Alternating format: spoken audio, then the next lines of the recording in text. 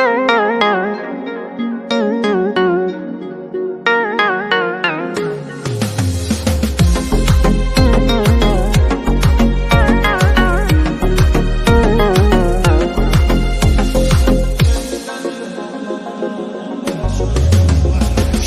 uzaktan çekilir yollara, göz gezdirir. Sevgiden ilhamlanır, alemlere göz gezdirir.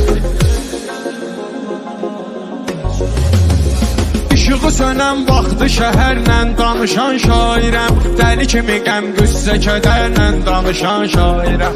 Mən qəmimi mavi xəzərlə danışan şairim. Dərdimi götürür ləpə qoynunda dəniz gəzdirir. Dərdimi götürür ləpə qoynunda dəniz gəzdirir. Ömrün ötən günləri hicran kimi xatırlanır. Kim tanıyır pünhanı, pünhan kimi xatırlanır. Bir gün ölüm geçse de insan kimi xatırlanır. Her kime gər öz adım üstündə təmiz gəzdirir. Hər kimə gər öz adın üstündə təmiz gəzdirir. Şair uzaqdan çəkilir yollara, göz gəzdirir. Sevgiden ilhamlanır, Aləmlərə göz gəzdirir. Sevgidən ilhamlanır, aləmlərə göz gəzdirir.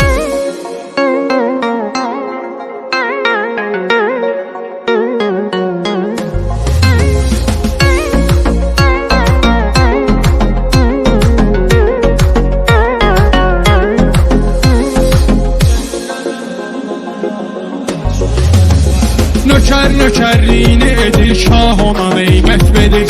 İstəmir çəksin o da, ah ona neymət verir.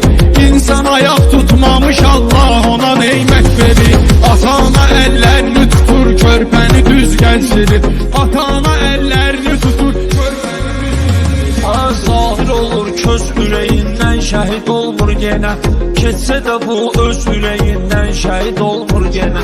Güllə deyil düz ürəyindən, şəhid olmur yenə. Qası var öz sinəsi altında giliz gəzdirir. Qası var öz sinəsi altında giliz gəzdirir. Baxanda İslami cəhətdən ki düzüm yox mənim.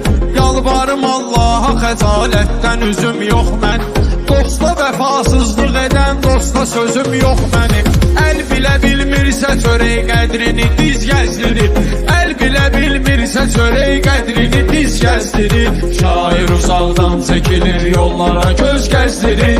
Sevgiden ilhamlanır, Aləmlərə göz gəzdirir. Sevgidən ilhamlanır, aləmlərə göz gəzdirir.